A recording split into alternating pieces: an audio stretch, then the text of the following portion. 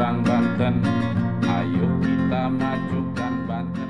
Assalamualaikum warahmatullahi wabarakatuh. Alhamdulillah, mohon izin, saya minta izin kepada pemilik alam semesta ini. Mudah-mudahan saya berdiri di sini bisa memberikan sedikit masukan kepada Bapak Ibu hadirin sekalian. Atas izin Allah, saya kaget juga ketika disuruh membahas tentang jika Banten tanpa korupsi. Luar biasa. Tepuk tangan dulu dong untuk panitia dan kita semua. Tema ini menjadi cita-cita saya sejak saya mungkin jadi polisi dan kemudian sejak Banten menjadi provinsi. Dulu saya tugas di Kalimantan Tengah dan kemudian pindah ke Banten. Dan dilalahnya lagi pernah ditugaskan sebagai petugas pemberantas korupsi. Dan mungkin ada beberapa yang terkena di Banten. Dan saya secara pribadi mungkin mohon maaf karena itu tugas dan mungkin juga kewajiban. Mungkin ada saudaranya di sini, ada temannya mungkin kan, atau enggak ada panitia juga di sini, saya nggak tahu juga ya. Saya mohon dimaafkan. Banten merupakan daerah yang sangat kaya raya. Jangan kata pabriknya, kuburannya saja bisa menumbuhkan perekonomian yang sangat luar biasa. Leluhur-leluhur kita mungkin menyaksikan hadir juga di sini. Banten menjadi kota wisata, berkunjung ke Banten Lama, ke Pandeglang dan seterusnya, dan itu dari luar wilayah. Jumlah uang yang beredar di Banten cukup baik, cukup lumayan. Namun harus kita akui secara jujur bahwa Banten masih daerah yang rawan korupsi. Kalau kita kawal, saya yakin dan percaya Banten ini menjadi provinsi yang hebat. Percaya betul itu saya. Bayangkan pabrik apa yang tidak ada di Banten. Semua ada di Banten. Dari pabrik gula, pabrik kimia, apalagi pasir, tambang, dan lain sebagainya ada di kita. PAD kita juga termasuk cukup tinggi ya Pak. Berapa besar se-Indonesia Pak? Kelima ya, keempat. Kelima ya, kalau nggak keempat ya, antara itulah. Artinya Banten walaupun provinsi baru, nggak kalah juga dengan provinsi-provinsi yang sudah lama berdiri. Cuma sayang tata kelolanya yang belum sesuai peruntukannya. Nah ini mungkin perlu kesadaran dan kebersamaan kita untuk mau apa tidak kita Banten ini tidak jadi tagline tanpa korupsi, tetapi memang harus jadi kenyataan. Tapi kalau rakyatnya juga semuanya masih seperti ini, ya tidak akan bisa hilang. Jadi Banten tanpa korupsi hanya ilusi. Hanya apa istilahnya? Tagline doang gitu ya. Kita perhatikan. Mungkin sebelum saya ke sana sedikit biar membedakan dulu lah ya antara korupsi, pungli, gratifikasi lah ya biar nanti tidak salah paham. Penggiat korupsi bertanggung jawab juga. Kenapa tidak bergerak? Kalau pungli itu desainnya dari kroco-kroco dan juga masyarakat. Kroco-kroco di situ bisa jadi misalnya golongannya TKK atau mungkin ya golongan 2, golongan 1 lah ya. Kecil-kecil sih, tapi lumayan banyak kan. Mungkin kalau di SIM polisi misalnya sini 50.000 gitu kan, kalinya. Kalau KTP mungkin 20.000. Kalau SHM mungkin ada nggak dari BPN sini? Nanti marah pula saya bilang SHM nih kan. Besok SHM saya nggak dikeluarkan lagi kan. Tapi nggak apa-apa lah ya. Seperti itu. Dan hampir di semua pelayanan seperti itu. Nah itu pungli. Kecil tapi banyak. Mungkin kalau di Masjid Banten parkiran lah ya. Hari-hari tertentu main patok aja dia kan. Dan lain sebagainya. Nah itu pungli. Artinya bisa dilakukan oleh masyarakat maupun oknum-oknum pegawai kecil-kecilan. Nah kalau gratifikasi berbeda. Karena saya misalnya ganteng kan, Bu Uswatun ngasih duit ke saya, bang ini bang kan. Tapi nggak ada hubungannya dengan pangkat, jabatan gitu kan. Nah, dia sering ngasih makan saya, ngasih duit saya. Suatu saat saya jadi ketua KPK. Kok nggak ada yang aminkan? Ulangi. Suatu saat saya jadi ketua KPK. Amin ya robbal alamin. Terima kasih. Kan saya sudah ada hubungan baik dengan Bu Uswatun Hasanah kan. Tiba-tiba misalnya saya nangkep orang Banten. Bu Uswatun muncul tuh, Bang Jai gimana? Ngobrol-ngobrol kan. Maju Bu Uswatun.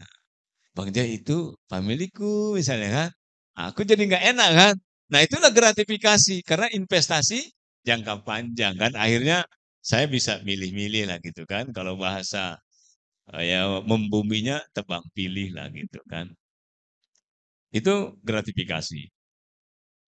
Terus satu lagi tadi, kalau uang rokok. Kalau uang rokok ini nggak bisa juga dibilang sedekah. Nggak bisa juga dibilang gratifikasi.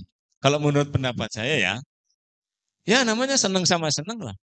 Misalnya saya ketemu dengan Pak siapa Pak mewakili Pak Patullah ya. Misalnya saya ada urusan dengan Pak Patullah ke UPG misalnya kan. Harusnya urusannya ini 20 hari gitu. Oh Pak ini gini-gini, oh banyak kali ceritanya gitu kan. Dibuat deadline-nya sama dia tuh, ini Pak 20 hari misalnya kan. Tiba-tiba sebenarnya nggak apa-apa Pak. Kalau bisa dibantu aja gitu kan. Tiba-tiba dalam waktu 2 hari telepon saya dia. Bang Jai, nampaknya udah selesai nih. Oh keren kali. Datanglah aku ke situ kan. Ayo Pak, makasih ya. Kau kasih lah kan. Uangnya nggak banyak juga kan gitu. Namanya juga uang rokok. Paling tinggi ya 1 juta lah ya. Ya 5 juta lah mungkin ya. Gitu, kira-kira gitu. Nah itu mungkin agak berbeda sedikit. Mungkin nggak masuk pungli ya. Kalau tidak semuanya dilakukan seperti itu misalnya. Itu mungkin sedikit agak perbedaan. Nah kemudian upaya-upaya yang telah dilakukan oleh Polda Banten ya dalam rangka memberantas pungli, kemudian juga korupsi, sudah banyak sebetulnya dari sejak zaman saya di situ. Kita buktikan sekarang, contoh misalnya mau pencalonan kepala desa. Coba mau jadi kepala desa, enggak ada saweran itu, apa namanya, serangan pajar, yang saya catat itu, sejak jam habis dohor sampai jam 3 pagi, bahkan sampai subuh. Serangan pajar itu dilakukan. Wur, wur, wur. Jadi kalau ada kepala desa nyalonkan 5, berarti 1 orang di desa itu dapat 5 amplop. Tinggal orang itu lihat nih, mana yang paling banyak, yang paling besar, mana yang paling tebal, dan seterusnya. Itu baru kepala desa.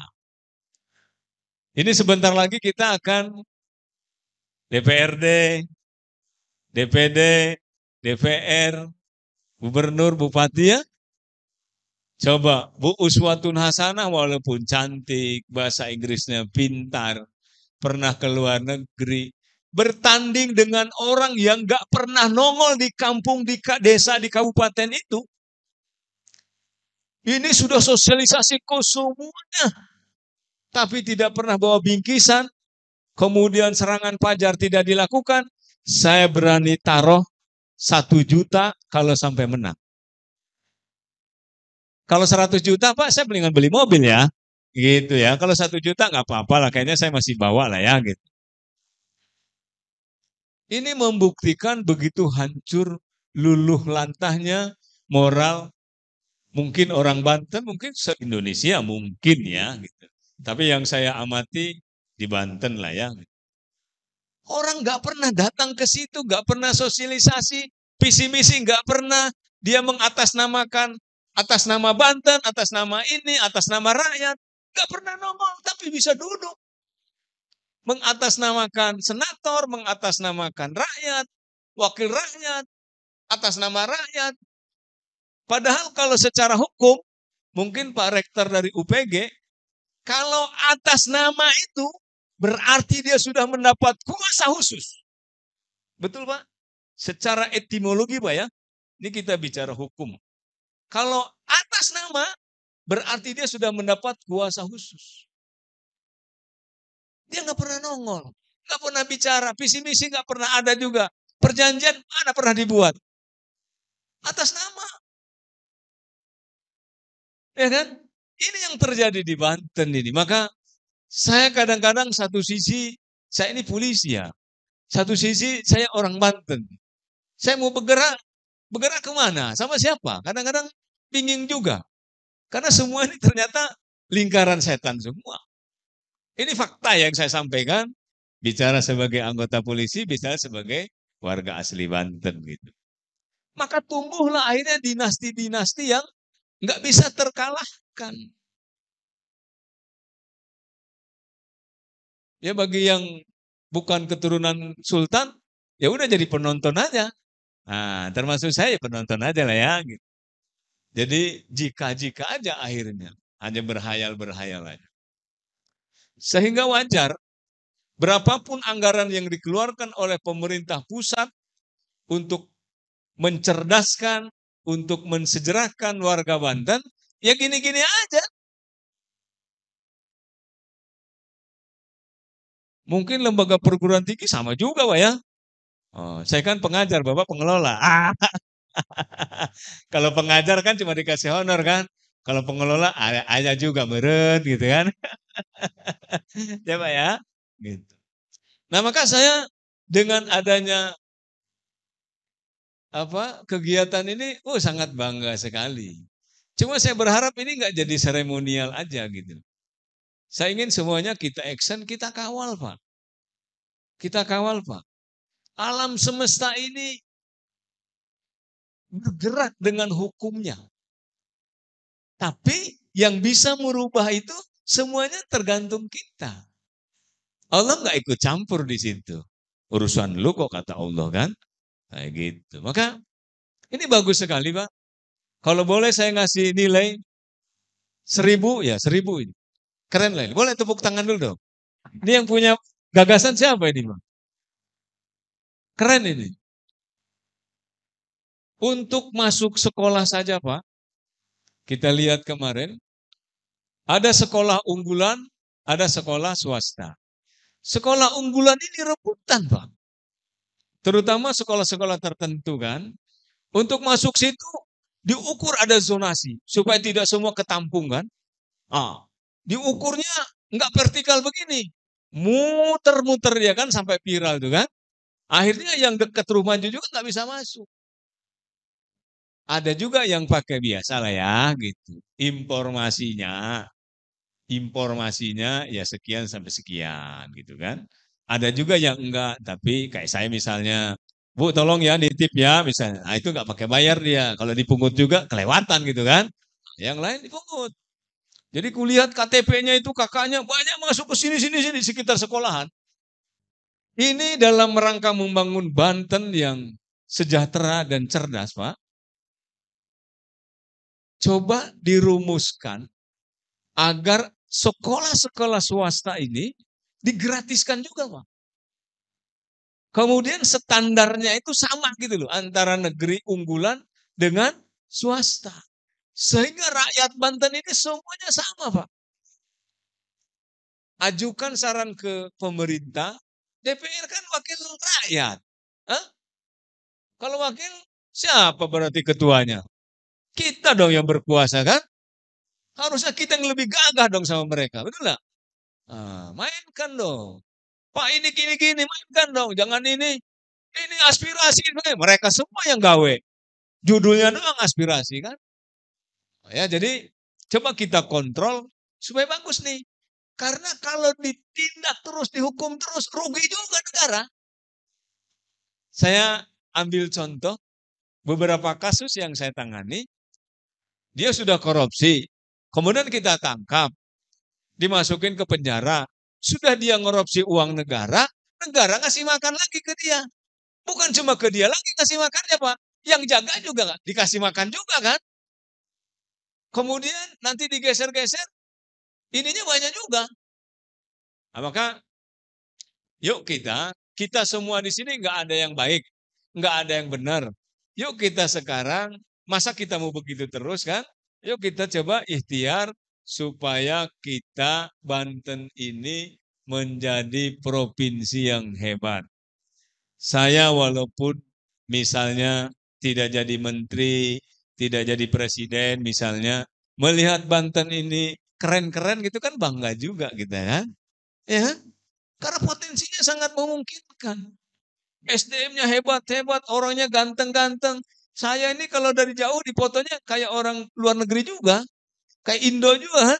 Kalau dari jauh gitu, terus agak jinjit sedikit itu kan. Iya. Ini bagus sekali ya. Jadi banyak yang sudah dilakukan oleh Polda Banten, baik dalam pencegahan, dalam penindakan, dan upaya-upaya lainnya. Polda Banten supaya dekat dengan rakyat, berbagai program telah dilakukan. Ada Jumat Curhat, ada Minggu Kasih, ada Bebas Kampung Aman Bersih, ada Bebas Kampung Narkoba, ada sekarang lagi namanya Polisi RW, Pak. Kenapa begitu, Pak?